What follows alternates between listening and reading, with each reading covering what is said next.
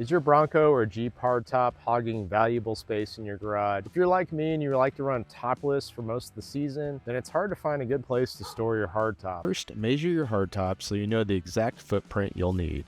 Then cut your 2x4s to length for the sidewalls, making sure you've got the right height and width. To keep the rack sturdy, add plywood or OSB panels. These will give it shear strength to prevent it from racking when it's loaded. You don't want it to collapse from heavy winds or just being bumped. Next, I laid out the sidewall framing and secured the studs with screws. I positioned the sheathing towards the front of the opening to add extra strength. I'm leaving the front of the rack open so I can easily walk the hardtop into place and set it down without any hassle.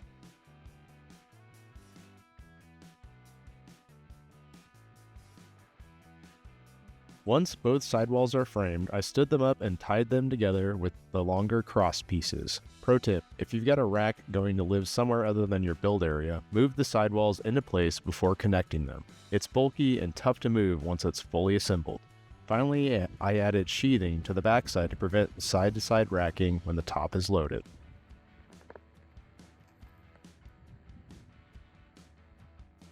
The last step is protecting and finishing the rack. I hit it with some leftover spray paint to help prevent wood rot and went with a camo look so that it blends into the yard when it's not in use. To finish it off, I added heavy rubber matting to the sidewalls so that hardtop rests on a cushioned surface instead of bare wood. And that's it, your own hardtop storage rack. If you found this helpful, smash down that thumbs up and drop a comment if you got your own storage solutions. I'd love to hear them. And don't forget to hit that subscribe button for more videos. Thanks for watching.